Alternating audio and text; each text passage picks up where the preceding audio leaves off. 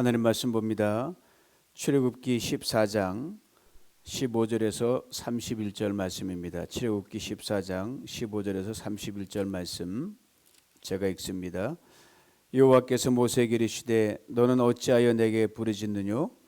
이스라엘 자손을 명하여 앞으로 나가게 하고 지팡이를 들고 손을 바다 위로 내밀어 그곳으로 갈라지게 하라. 이스라엘 자손이 바다 가운데 육지로 행하리라.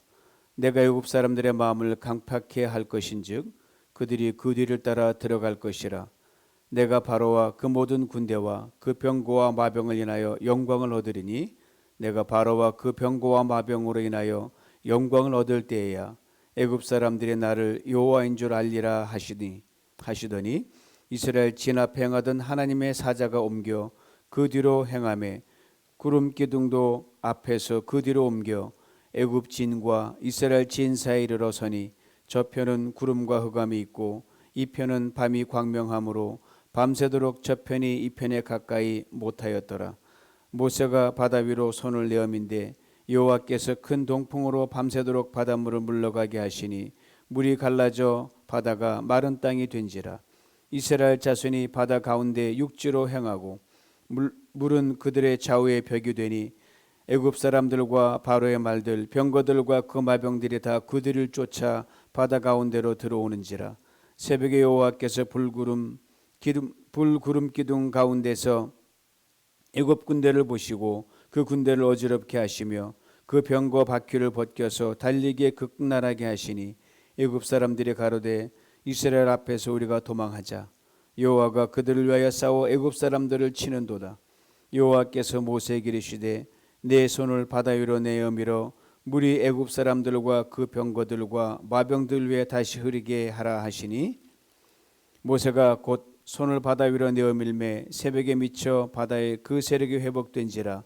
애굽 사람들이 물을 거스려 도망하나 여호와께서 애굽 사람들을 바다 가운데 엎으시니 물이 다시 흘러 병거들과 기병들을 덮되 그들의 뒤를 쫓아 바다에 들어간 바로의 군대를 다 덮고 하나도 남기지 아니하였더라. 그러나 이스라엘 자손은 바다 가운데 육지로 행하였고 물이 좌우에 벽이 되었었더라. 그날에 여호와께서 이같이 이스라엘을 애굽 사람의 손에서 구원하심에 이스라엘이 바닷가에 애굽 사람의 시체를 보았더라. 이스라엘이 여호와께서 애굽 사람들에게 베푸신 큰 일을 보았으므로 백성이 여호와를 경외하며 여호와 그 종 모세를 믿었더라. 아멘. 이 아침에 하나님께서 홍해를 가르신 그 큰 능력으로 여러분 삶에 와 계셔서 우리를 도우시고 우리를 이끄실 줄 믿습니다. 여러분 이스라엘 백성들이 홍해를 애굽을 빠져나올 때 하나님이 10개의 재앙을 행하셨고 오늘 그 끝에서 홍해의 기적을 보이시는데 여러분 10개의 재앙을 읽어 내려가시고 또 홍해의 기적 오늘 보면서 어떤 생각이 드십니까? 이것이 내게 주는 메시지가 뭘까? 곰곰이 생각해 보면 너무너무 황당한 일인 거예요. 한 나라는 재앙이고 다른 한 나라는 축복이고 기적입니다. 한 나라는 사망이요 한 나라는 생명입니다. 한 나라는 불행이고 한 나라는 행복입니다. 이런 걸 볼 때 제가 늘 출애굽기 읽으면서 생각하는 게 뭐냐면 우리가 뭔데 출애굽 백성으로 인정받음으로 은혜 가운데 거할까? 이것이 참 이해가 안 되고 참 신기한 거예요. 똑같은 사건과 똑같은 역사를 놓고 한쪽은 흑암이요 한쪽은 광명이라 입니다. 다른 하나에게는 한 민족 구원이 되고 다른 민족에게는 멸망이 되는 이런 것들. 여러분 신약성경의 거지 나사로와 부자의 경우도 동일한 죽음을 맞지 않습니까? 그러나 거지에게는 천국과 낙원이 기다리고 있었고 부자에게는 음부라는 실체가 기다리고 있었습니다.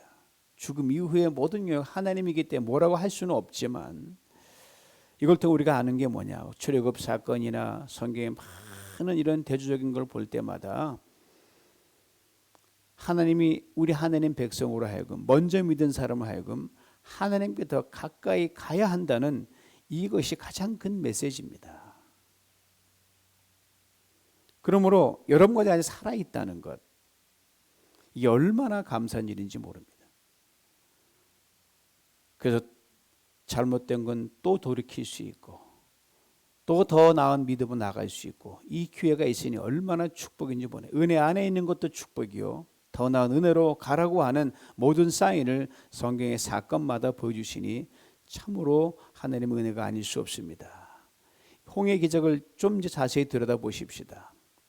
이스라엘 민족에게 예수 그리스도의 십자가 부활 사건 이외에 그들의 역사 속에서 가장 드라마 같고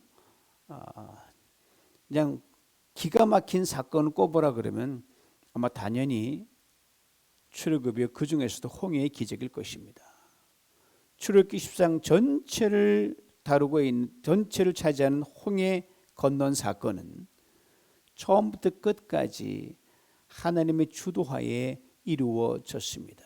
이름하여 하나님이 각본을 짜셨고 하나님이 연출하셨고 하나님이 감독까지 다 맡으셨기 때문입니다. 성경이 그대로 나와 있습니다. 어느 누구도 간섭, 하나님에 의해서, 하나님을 위해서, 하나님의 사건입니다. 그런데 시작부터 전혀 예상치 못한 일이 전개됩니다. 홍해바다로 이스라엘 백성을 이끄신 하나님의 특별한 그 계획에 대해서 오늘 한 단어가 그걸 압축해서 설명하는데, 오늘 보면 앞에 나온 14장 2절에 있는 한 단어가 바로 그것입니다. 돌쳐서라는 단어인데, 이 말은 그냥 돌이킨다는 건데 원어로 보면 그 의미가 훨씬 우리말보다 강합니다. 제대로 가는 길에서 갑자기 돌이켜 세워가지고 뒤로 돌아서서 가게 한다는 말이 이 단어입니다. 그렇게 계속 전진전진하던 이스라엘 백성들을 갑자기 멈춰라, 돌이켜라 하고 이렇게 뒤로 좀 물러서게 한 다음에 바로 앞이 바다가 훤히 보이는 그곳에서 이스라엘 백성으로 하여금 장막을 치게 하셨습니다. 이곳의 지형을 그대로 본다면 만일 거기 그대로 빠지면 앞이 바다예요.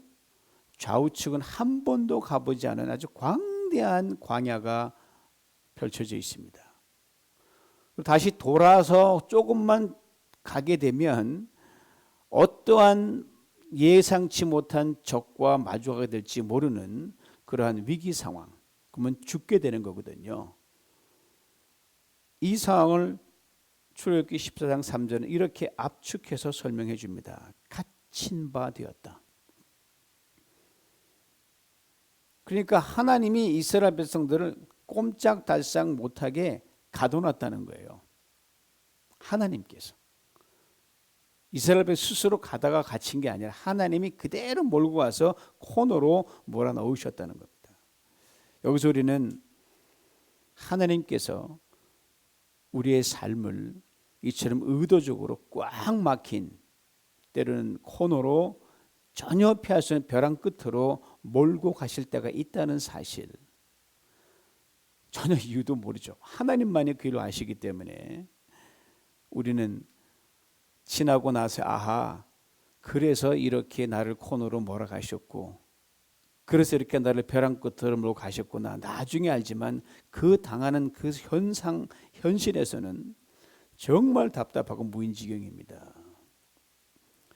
그리고 이스라엘 백성들이 그 갇혔던 지점이 어느 지점이냐 하면요, 바로가 알고 있었던 사흘쯤 가는, 그 사흘쯤 가면 요 정도 가잖아요. 150면. 그러면 그거를 넘는 지경이 바로 요 지점이었어요. 사흘길은 모세가 바로에게 대면할 때 언급했던 그 날짜거든요. 출애굽기 8장 27절로 이렇게 기록되어 있습니다. 우리가 사흘길쯤 광야로 들어가서 우리 하나님 여호와께 희생을 드리되 우리에게 명하시는 대로 하려 하나이다. 사흘길은 어차피 본인이 많은 재앙을 겪으면 허락한 그 시간이거든요. 가라. 그래서 이제 가도록 내버려뒀죠. 근데 사흘길쯤 가는 그 경계를 넘어섰다는 것은 다시 쫓아와서 붙잡을 수 있는 빌미를 제공했다는 뜻입니다. 근데 모세가 사흘길이라는 이 말을 바로는 자의적으로만 해석했죠. 사흘길 가서 하다가 돌아올 줄, 그렇게 바로는 그렇게 생각했던 것 같아요. 이 바로의 자기 집착이 얼마나 강했는지 알 수가 있습니다. 하나님께서 사흘쯤 가면 이미 바로는 포기할 적이 했는데 이 바로가 포기를 하지 않았다란 말입니다. 이걸 볼 때 우리 인생이 얼마나 자기 집착이 강한 걸 볼 수가 있죠. 이미 다 내려놓고 끝났으면 다시는 뒤돌아보지 말고 포기해야 되는데 그 미련을 가지고 자꾸 뒤를 돌아보고 자꾸 거기에 집착한다는 것, 우리는 그런 우리의 모순을 발견할 수가 있습니다. 이 땅에 살아가는 동안 마찬가지죠. 내 것에는 하나도 없는 것입니다. 어제의 것은 어제로 끝나고 다시 오늘을 향해 가야 되는데 과거에 집착하면 이 바로와 같은 이러한 오류를 범할 수 있습니다. 자, 이제 이스라엘 백성들이 사흘 길을 간 길을 그만 거리를 넘어서 이제 넘어간 걸 보고 전령이 본 거예요. 이렇게 보니까 그 전령이 이스라엘 백성 행진한 걸 보고 바로에게 이제 급하게 보고를 합니다. 들어보시오. 왕이시여, 이스라엘 백성들이 사흘 길을 이미 넘어 더 멀리 가고 있습니다. 그런데 가만히 보니 저들이 홍해 바다가 가로막혀 있는 막다른 곳에서 갇힌 신세가 되어 그곳에 천막을 치고 있습니다. 이 사실을 안 바로가 가만히 있을 리가 없죠. 사흘 길을 넘어간 곳도 괘씸하고 이제 갇힌 신세가 되었으니 바로는 그럼 그렇지, 저들이 가야 얼마나 가겠어 라고 생각하면서 이제 바로가 이제 차비를 하죠. 쫓아올 차비를. 이제 큰일 났어요. 이제 앞이 홍해바다입니다. 좌우는 끝없는 광야가 펼쳐지고요. 이렇게 갇힌 상태에서 바로가 이제 정말 쫓아온다면 영락없이 애굽으로 끌려가는 겁니다. 맞아요. 그런 상황이 실제 벌어졌습니다. 바로 하나님께서 바로와 이스라엘 백성을 정면으로 마주하라고 그렇게 막다른 골목으로 몰아넣으신 겁니다. 광야길의 산적한 장애물은요, 그때그때마다 치고 지나가면 돼요. 근데 애굽에서 이스라엘 백성들이 약 430년 동안 오랜 기간 동안 있었거든요. 그 노예의 잔재, 그 종의 잔재를 제거하는 것은 이렇게 하루 아침에 되는 게 아닙니다. 하나님은 그게 더 중요하셨어요. 이쯤 가면 바로도 포기하고 이스라엘 백성도 애굽을 떠나보지 말고 갈 줄 알았는데 그게 잘 안 되는 걸 알기 때문에 하나님께서 이제 한번 바로와 직면하게 만드셨습니다. 이스라엘 백성 애굽은 빠져나왔지만 여전히 생각은 애굽 쪽을 향해 있다는 것, 하나님이 정확하게 그 마음을 읽으시지요. 사람들은 못 읽는다 할지라도. 게다가 막상 광야로 나와 보니까 이 형편은 애굽보다 훨씬 못한 겁니다. 몸은 자유인데 이 모든 것이 불편한 거예요. 그리고 바로라는 사람이 10개의 재앙을 통해서 이 보통 사람이 아닌 걸 확실하게 경험을 했거든요. 그래서 혹시 우리를 잡으러 오는 게 아니야? 이런 두려움도 광야길을 걸어가면 순간순간 들었음에 틀림없습니다. 저들의 생각 가운데는 여전히 애굽에 대한 생각 꽉 잡혀 있고요. 바로라는 그 사람이 그들 마음속에 여전히 두려운 존재로 자리 잡고 있었습니다. 자, 이것을 정리할 수 있는 가장 건 뭐예요? 바로와 맞세우는 거예요. 이제 이 바로 이제 끝이다. 이걸 보여주셔야 되는 겁니다. 정면 승부를 걸게 하기 위해서 하나님께서 그 코너로 몰아가신 겁니다. 그래서 돌아갈래? 아니면 나를 믿고 끝까지 광야를 갈래? 두 가지 선택 앞에 놓이게 만드셨습니다. 바로가 점점 더 가까이 옵니다.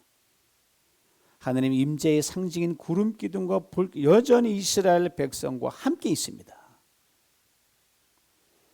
보이는 바로와 보이지 않는 하나님 사이에서 하나님께 당신의 백성들을 어떻게 이끄시고 어떻게 지키시는 것인지를 확실하게 알게 하십니다. 그리고 진정 두려워할 것이 무엇인지를 하나님 저들에게 깨닫게 하십니다. 사랑하는 성도 여러분, 신앙생활에서 우리가 느끼는 두려움, 우리가 겪는 시련과 고난, 이게 그냥 페이크, 종이가 아니라 실제 일어나는 상황입니다. 현실이에요. 그리고 이것을 넘어서 허락하신 하나님의 축복과 은혜도 여전히 함께합니다. 전자는 보인다는 거고 후자는 잘 안 보인다는 것의 차이예요. 바로가 보이고 애굽이 보이고 하나님은 잘 안 보이는 것처럼 말입니다. 어떤 면에서는 우리가 이 땅에 살면서 겪게 되는 그 많은 종류의 악들, 고통과 문제들, 고난, 슬픔, 눈물이 우리가 던져주는 두려움의 파문이 훨씬 클 때가 있습니다. 사람이니까요. 그럼 우리는 당황하게 되며 주저앉게 됩니다. 사방이 갇혀있는 상태에서 바로가 쫓아오는 소리를 들은 이스라엘 백성들, 이제 드디어 원망이 터져 나옵니다. 이에 대해 출애굽기 14장 11절로 22절에 저들이 하는 불평을 들어보시기 바랍니다. 애굽에 매장지가 없으므로 당신이 우리를 이끌어내어 이 광야에서 죽게 하느냐. 어찌하여 당신이 우리를 애굽에서 이끌어내어 이같이 우리에게 하느냐. 우리가 애굽에서 당신에게 구한 말이 이것이 아니더냐. 우리를 내버려 두려니까 우리 애굽 사람 섬기겠다? 그렇게 우리가 말하지 아니했느냐. 애굽 사람 섬기는 것이 광야에 죽는 것보다 낫다. 이제 노골적으로 이제 털어놓는 겁니다. 광야의 생활에 처음 터져 나오는, 속에 응어려졌던 것이 본물처럼 터져 나오는 첫 번째 상황입니다. 성경 기록으로 볼 때는 그렇습니다. 이 소리를 듣고 있던 모세가 여러분 이렇게 말합니다. 우리 모두가 잘 아는 출애굽기 14장 13절 14절입니다. 너희는 두려워 말고 가만히 서서 여호와께서 오늘날 너희를 위하여 행하시는 구원을 보라. 여호와께서 너희를 위하여 싸우시리니 너희는 가만히 있을지어다. 사실 모세에서는 백성에게 당연히 할 말을 한 것입니다. 워낙 이제 처음 이렇게 이스라엘 백성이 집단으로 모세에게 달려든 건 처음이거든요. 그러니까 백성들이 하나님을 온전히 신뢰하고 믿으라는 촉구였기 때문에 그렇습니다. 그런데 이어지는 오늘 본문 15절의 말입니다. 오늘 본문 시작에 하나님께서 모세에게 의외의 말씀을 하십니다. 너는 어찌하여 내게 부르짖느냐. 하나님께서 모세의 이 말이 못마땅하셨던 것 같습니다. 아마 큰 소리로 이 말을 했던 것 같아요. 너희는 두려워 말라니까 하는 게 다 들리죠. 하나님의 말씀 이런 기쁨들이 담겨져 있다고 보여집니다. 백성들의 원망 앞에 구체에 설명하지 마라. 왜 너는 저들의 말을 듣고 그렇게 민감한 반응을 보느냐. 모세야 너도 마음에 두려운 게냐? 백성들의 저 원망이 그렇게 신경 쓰이더냐? 그리고 이는 이렇게 말씀하십니다. 앞으로 나가게 하라. 앞으로 나가게 하라. 출애굽시켜서 광야로 나오기까지 하나님께서 엄청난 일을 행하신 것을 모르는 사람 아무도 없습니다. 애굽 백성들도 알고 이스라엘 백성도 다 압니다. 이제는 그대로 따라가면 되거든요. 무슨 일이 있든 가면 되거든요. 그런데 백성들은 그렇다고 해도 모세마저 저들을 안심시키고 있는 것 하나님께서 그게 좀 안쓰럽고 좀 못마땅한 것이지 않았을까 그렇게 생각이 됩니다. 여러분 하나님이 이미 얼마나 많은 말씀으로 깨우쳐 주셨습니까? 그렇다면 이제는 말이 필요 없잖아요. 뭐 다독거리고 설득이 필요 없어요. 그대로 가면 되는 거예요. 지금 내게 그 어떤 악조건이 닥쳐도 더 견고하게 더 확실히 하나님 한 번 온전히 믿으면 됩니다. 그리고 가라 그러면 가면 되고 돌아가라 그러면 돌아가면 되고 멈추라 하면 멈추면 됩니다. 우리 향한 하나님의 사랑도 마찬가지입니다. 하나님의 은혜, 하나님의 구원, 생명의 약속은 그 어떤 두려움의 파도를 나도 잠잠케 할 것이기 때문입니다. 기적이 아니면 상식으로 풀어가시. 하나님은 옵션 2개거든요. 엄청난 기적을 통해서 풀어가시든지 지극히 평방을 통해서 풀어가시든지 하나님은 어떤 옵션 다 가지고 계시거든요. 또 우리가 알 것은 하나님 일을 할 때 앞에서 나가는 사람, 모세가 앞에 나가잖아요. 함께 나서 마음이 하나가 되어야 되는데 이 백성들은 자꾸 늘어집니다. 모세는 설득하려고 합니다. 기도하며 나가고 찬양하며 나가고 말씀 나가기만 하면 되는 거예요. 그럼 홍해는 어차피 갈라진 홍해니까 육조가 되거든요. 큰일이든 작은 일이든 마찬가지입니다. 다만 상황이 더 악화되어 보이는 것은, 일이 더 힘들어 보이는 것은 사방이 꽉꽉 막혀서 절망 가운데 놓이게 된 것은 하나님이 여러분과 저를 위한 철저한 위장 전술입니다. 트랩이에요. 이게 홍해의 사건을 이게 보여주는 겁니다. 하나님이 하나님됨을, 당신의 백성이 진정 하나님 백성됨을 분명하게 하시려는 하나님의 고도의 작전 계획이 홍해 도화 사건입니다. 홍해 갈라졌구나. 이 수준에 의하면 초보 수준밖에 안 되는 겁니다. 물론 아찔하죠. 그러나 극적인 반전이 곧 뒤따르게 됩니다. 그래서 하나님 그래서 우리에게 놀라운 분이셔요. 왜요? 우리를 향한 그의 사랑이, 우리를 향한 그의 계획이, 우리를 향한 그의 신실하심이 항상 우리의 현실보다 더욱더욱 크기 때문입니다. 그리고 우리를 향한 하나님의 약속은 절대로 변함없이 오차없이 그대로 이루어지기 때문입니다. 근데 바로가 이 하나님의 이 유인작전 트랩을 모르고 정신없이 쫓아옵니다. 이때가 저의 기회라고, 만회할 기회라고 이스라엘 60만을 다시 애굽으로 데려갈 수 있다고 그렇게 생각하고 미친 듯이 최정의 부대를 몰고 쫓아옵니다. 이 장면을 생각하면 전 늘 떠오르는 성경 말씀이 있어요. 시편 25편 5절 말씀이에요. 원수의 목전에서 내게 상을 베푸시고 기름으로 내 머리에 바르셨으니 내 잔이 넘치나이다. 이게 편안하게 이게 이 다윗이 고백을 할 때 이게 등 따쓰고 이렇게 편안한 왕궁에 있을 때 한 게 아니거든요. 최악의 상황에 나온 고백이거든요. 악이 기승을 부리고 더 득세하는 것처럼 보이는 것이 바로 인생의 현실입니다. 어둠이 더 짙어지고 절망의 기운이 더욱 강해질 때가 있는 것이 인생의 현실입니다. 그러나 하나님께서는 악이 기승을 부리는 상황에서도 어둠이 짙게 드리우고 사망이 마치 우리를 엄습하는 그런 상황에서도 하나님은 여전히 상을 베푸십니다. 즉 잔치를 베풀어 주신다는 말이에요. 그리고 우리 삶을 윤택하게 또 만들어 가십니다. 그리고 오늘 본문 18절 우리에게 이렇게 말해줍니다. 내가 바로와 그 병거와 마병으로 인하여 영광을 얻을 때에야 애굽 사람 나를 여호와인 줄 알리라. 그렇습니다. 하나님의 영광을 위하여 이 모든 시련과 고난과 어둠의 시간들이 있었더라는 말입니다. 지금 여러분과 제가 지낸 인생의 상황에서도 홍해 바다 같은 그런 상황처럼 막막하십니까? 하나님께서 그걸 통하여 확실하게 영광을 받기 위하여 그런 막막한 상황으로 여러분과 저를 코너로 몰아가시는 것, 이것만 알면 그 가운데서도 우리는 찬양할 수가 있습니다.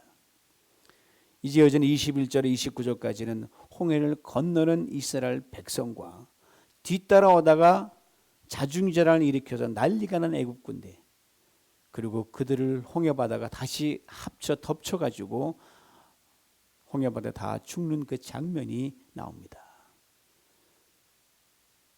여러분, 저는 이 장면만 볼 때는요, 이스라엘 그래도 이제는 갈라진 걸 봤으니까 이스라엘 백성들이 그래도 꽤 나름대로 믿음이 그렇게 어느 수준 됐던 것 같아요. 여러분, 홍해바다 지나갈 때 엄청난 바다가 쫙 갈라 양쪽에 벽을 이루는 그 사이를 통과할 때 여러분 얼마나 무서웠겠어요. 수족관처럼 이게 유리로 되어 있는 것도 아니고 결코 이게 보통 담력이 아니면 못 지나가요. 이러다 큰일 나는 거 아니야. 주춤거려서 그냥 쫙 걸어갔다는 거예요. 허리 정도의 물이 좌우로 서서 그 사이로 지나간 것도 아니지 않습니까? 그래서 홍해가 갈라지는 대목에서 이런 재미있는 이야기가 하나 전해집니다. 홍해 앞에 선 모세가 하나님의 말씀대로 홍해를 탁 치니 홍해가 안 갈라졌다는 거예요. 그래서 모세가 무척 당하고 있는데 그때 광경을 지켜보고 있던 한 어린아이가 모세에게 이렇게 말을 하더랍니다. 모세 할아버지, 지팡이로 바다를 탁 치기만 하면 어떻게 해요? 탁 치고 건너가라, 앞으로 가라고 말씀하셨잖아요. 이 말을 듣고 모세가 아차 싶어 발걸음 내딛는 순간 쫙 하고 홍해 바다가 좌우로 갈라졌다는 겁니다. 뭐 그럴듯하죠? 자, 지금 홍해를 건너는 이스라엘 백성들의 모습과 그들을 쫓아오는 바로의 군대들의 상황이 여러분 머리에 그려지십니까? 앞에는 이스라엘 백성들이 마른 땅처럼 건너갑니다. 그들을 애굽의 군대들이 쫓아옵니다. 어느 순간 애굽의 군대들도 지금 꽂고 있는 거예요. 그때 하나님께서 아주 재미있는 장면을 연출하셨습니다. 저 앞에는 이스라엘 백성들이 가고 있고요. 그들 애굽군 따라옵니다.